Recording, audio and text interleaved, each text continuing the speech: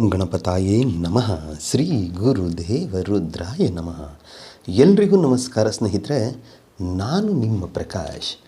ಸ್ನೇಹಿತರೆ, ಇಂದು ನಾನು ನಿಮಗೆ ತುಂಬ ವಿಶಿಷ್ಟಕರವಾದಂಥ ವಶೀಕರಣ ಯಂತ್ರ ತೊಗೊಂಡು ಬಂದಿದ್ದೀನಿ. ಈ ಯಂತ್ರ ಏನಾದರೂ ನೀವು ಬರೆದು ನಿಮ್ಮ ಪಾಕೆಟ್ನಲ್ಲಿ ಇಟ್ಕೊಂಡಿದ್ದೆ ಆದರೆ ಶೀಘ್ರವಾಗಿ, ತುಂಬ ಬೇಗವಾಗಿ ನೀವು ಇಷ್ಟಪಟ್ಟವರು ನಿಮಗೆ ವಶೀಭೂತರಾಗ್ತಾರೆ.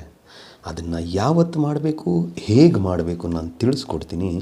ಅದಕ್ಕೂ ಮುಂಚೆ ನೀವು ನನ್ನ ಚಾನಲನ್ನು ಸಬ್ಸ್ಕ್ರೈಬ್ ಮಾಡಿಲ್ಲ ಅಂದರೆ ಸಬ್ಸ್ಕ್ರೈಬ್ ಮಾಡಿ, ಲೈಕ್ ಮಾಡಿ, ಶೇರ್ ಮಾಡಿ, ಹಾಗೆ ಬೆಲ್ ಐಕಾನ್ ಬಟನ್ ಪ್ರೆಸ್ ಮಾಡೋದನ್ನ ಮರಿಬೇಡಿ. ಏಕೆ ಅಂದರೆ ಮುಂದೆ ನಾನು ಏನು ವೀಡಿಯೋಸ್ ಬಿಡ್ತೀನೋ ಅದು ಎಲ್ಲರಿಗಿಂತ ಮುಂಚೆ ನಿಮಗೆ ಬಂದು ಸೇರುತ್ತೆ.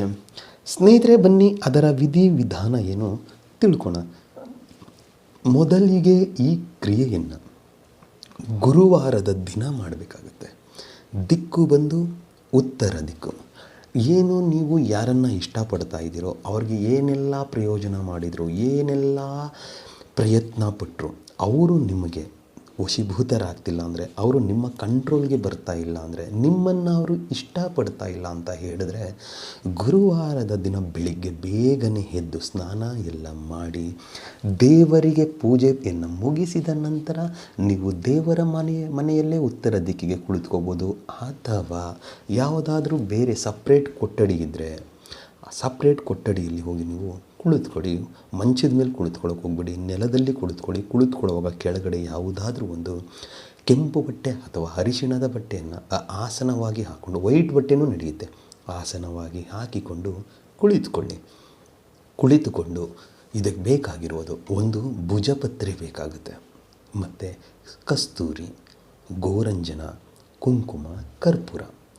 ಮೊದಲಿಗೆ ಏನು ಮಾಡಿ, ಕಸ್ತೂರಿ, ಗೋರಂಜನ, ಕುಂಕುಮ ಮತ್ತು ಕರ್ಪೂರ ಇದನ್ನು ಪುಡಿ ಮಾಡಿ 4 ಮಿಶ್ರಣ ಮಾಡಿ ಹಾಲಿನಿಂದ ಮಿಶ್ರಣ ಮಾಡಿ ಆದ ಮೇಲೆ ಮಲ್ಲಿಗೆ ಗಿಡದ ಕಡ್ಡಿಯನ್ನು ತೆಗೆದುಕೊಂಡು ಭುಜಪತ್ರೆಯ ಮೇಲೆ ಈ ಯಂತ್ರವನ್ನು ಬರೆಯಿರಿ. ಈ ಯಂತ್ರವನ್ನು ಬರೆದು ಆದ ಮೇಲೆ ದೇವರ ಮನೆಯಲ್ಲಿ, ದೇವರ ಜಗಲಿಯಲ್ಲಿ ಇಟ್ಟು ಅದಕ್ಕೆ ಅರಿಶಿಣ ಕುಂಕುಮ ಕೊಟ್ಟು ಗಂಧದ ಕಡ್ಡಿ ಅಂದರೆ ಊದುಗಡ್ಡಿಯನ್ನು ಬೆಳಗಿ ಪೂಜೆಯನ್ನು ಮಾಡಿದ ನಂತರ ಅದನ್ನು ನಿಮ್ಮ ಪಾಕೆಟಲ್ಲಿ ಇಟ್ಕೊಂಡ್ಬಿಡಿ, ಸಾಕು. ಯಂತ್ರವನ್ನು ಬರೆಯುವಾಗ ಎಚ್ಚರ ಸ್ನೇಹಿತರೆ, ಬೀಜ ಮಂತ್ರಗಳು ಏನು ರೀಂ ಕ್ರೋಮ್ ಏನಿದೆಯೋ ಅದು ಹಾಗೇ ಬರಿಬೋದು, ಆಯಿತಾ? ಮಿಸ್ ಮಾಡೋಕ್ಕೆ ಹೋಗಬೇಡಿ. ಮತ್ತು ಸೆಂಟ್ರ್ನಲ್ಲಿ ಅಮ್ಮುಕಿ ಪ್ಲಸ್ ಅಮ್ಮುಕಿ ಅಂತ ಬರೆದಿದ್ದೀನಿ. ಇದು ಹುಡುಗ ಹುಡುಗಿ ಹೆಸರು ಬರಿಬೋದು, ಗಂಡ ಹೆಂಡತಿ ಹೆಸರು ಬರಿಬೋದು, ಪ್ರಿಯತಮ ಪ್ರೇಯಸಿ ಹೆಸರು ಬರಿಬೋದು. ಅದನ್ನು ಬರೀರಿ. ನೀವು ಯಾರು ಮಾಡ್ತಾ ಇರ್ತೀರೋ ಅವರು ಮೊದಲಿಗೆ ನಿಮ್ಮವರ ಎದುರುಗಡೆ ಇರುವವರ ಹೆಸರನ್ನು ಮೊದಲಿಗೆ ಮೇಲುಗಡೆ ಬರೀರಿ, ಕೆಳಗಡೆ ನಿಮ್ಮ ಹೆಸರನ್ನು ಬರೀರಿ. ಉದಾಹರಣೆ, ಈ ಕ್ರಿಯೆಯನ್ನು ಹುಡುಗ ಮಾಡ್ತಾಯಿದ್ರೆ ಮೊದಲಿಗೆ ಹುಡುಗಿ ಹೆಸರನ್ನು ಬರೆದು ನಿಮ್ಮ ಹೆಸರು ಕೆಳಗಡೆ ಬರೀಬೇಕು. ಹುಡುಗಿ ಮಾಡ್ತಾಯಿದ್ರೆ ಮೊದಲಿಗೆ ಹುಡುಗನ ಹೆಸರನ್ನು ಮೇಲೆ ಬರೆದು ಅದರ ಕೆಳಗಡೆ ನಿಮ್ಮ ಹೆಸರನ್ನು ಬರೀಬೇಕಾಗುತ್ತೆ. ಬರೆದು ಅದನ್ನು ಪೂಜೆಯೆಲ್ಲ ಮುಗಿಸಿ ನಿಮ್ಮ ಜೇಬಿನಲ್ಲಿ ಇಟ್ಕೊಂಡಿದೆ ಆದಲ್ಲಿ ಕೆಲವೇ ಗಂಟೆಗಳಲ್ಲಿ ಅವರು ನಿಮಗೆ ವಶೀಭೂತರಾಗ್ತಾರೆ.